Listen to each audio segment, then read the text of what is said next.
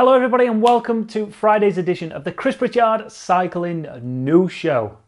33,000 subscribers we've finally hit. Thank you so much to each and every one of you, but we are trying to go for the big 35,000 by the end of this year. So if you've not subscribed yet, make sure you hit that subscribe button. You never have to watch a video again. Just do a brother a little favour. Shall we get on with the news and find out what's been going off this week? Let's do it. Oosh. All right, first up, and we were looking to 2021 race season as a season of hope, the season where potentially we could get back to some normality, but unfortunately that's not the case, especially here in the UK, as it's just been announced that the Tour de Yorkshire has been cancelled for 2021 for, yeah, you've guessed it, the pandemic. Le Tour de Yorkshire tweeted out, unfortunately, the 2021 Tour de Yorkshire will be postponed until 2022. It was a difficult decision to make, but given the developing COVID-19 situation, Welcome to Yorkshire and Armoury Sports will instead focus on bringing Tour de Yorkshire race back bigger and better than ever in 2022. One of the best races on the calendar, especially here in the UK, especially here for Yorkshire.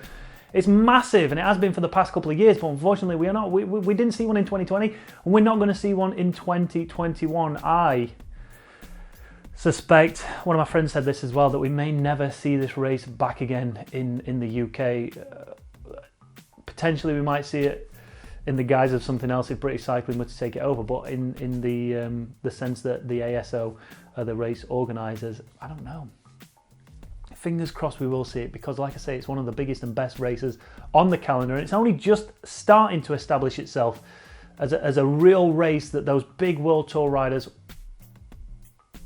want to come and win. So fingers crossed we're going to see it back in 2020, but for 2021 there is no Tour of Yorkshire.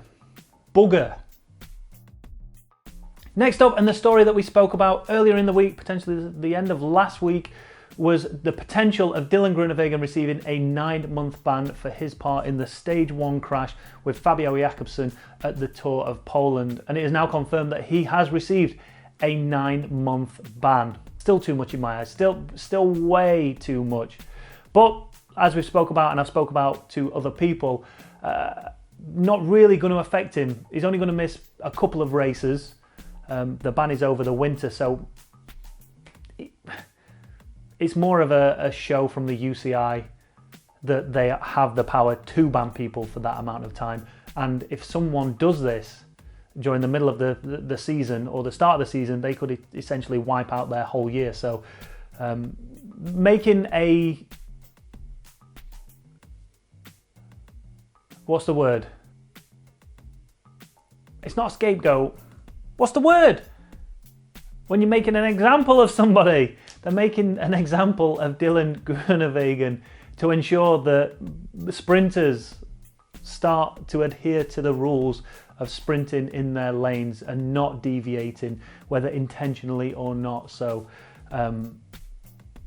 potentially, you know, it could be a good thing. He doesn't have to miss many races, but from my point of view, is he's always going to have that against him. He's always going to have a 9-month ban against him, similar to like a criminal record, for instance.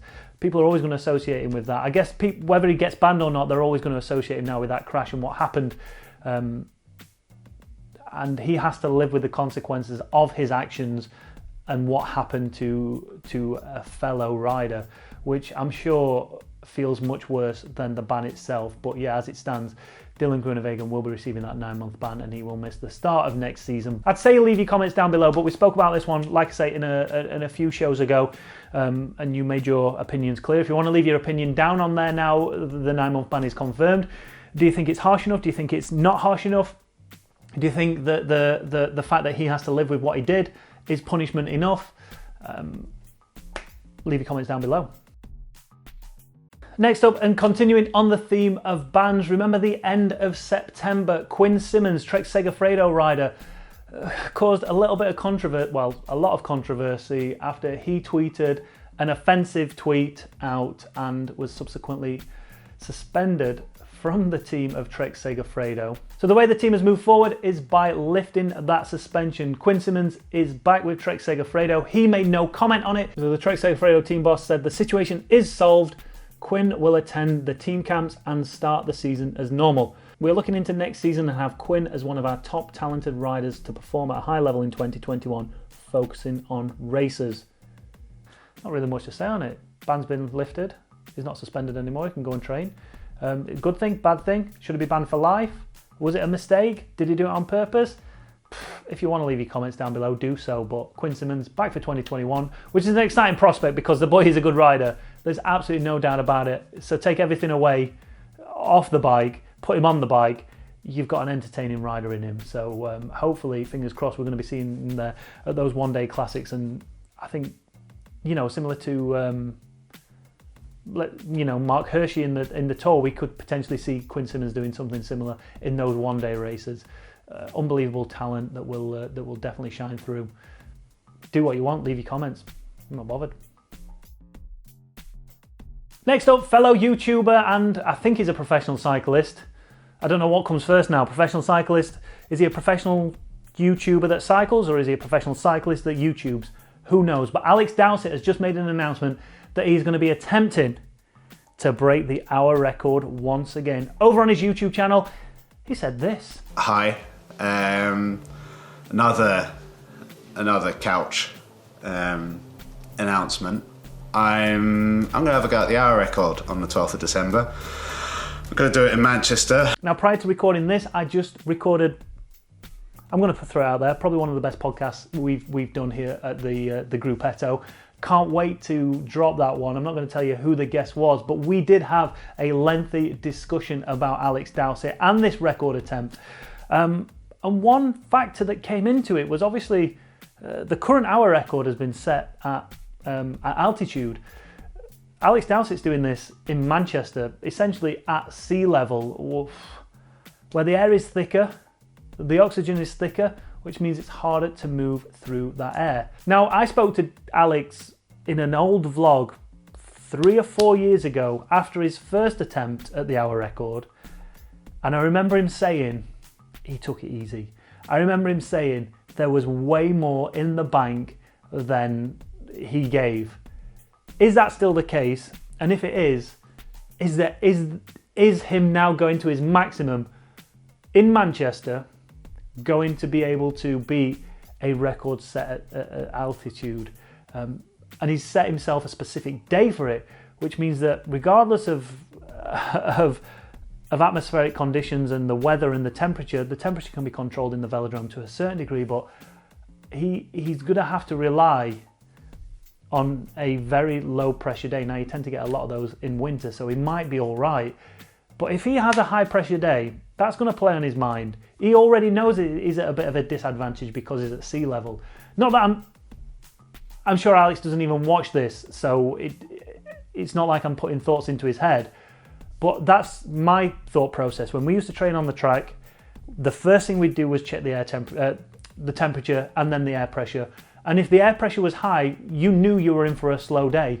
You knew you could roughly guess how you were feeling, what times you'd be setting. And we could be setting a tenth of a second slower on a flying 100 or a flying 200 simply because of the air pressure. So how's that going to extrapolate over an hour? Listen, there's nobody that wants him to do it more than me. I want that boy to smash that record. Smash it. And fingers crossed he will.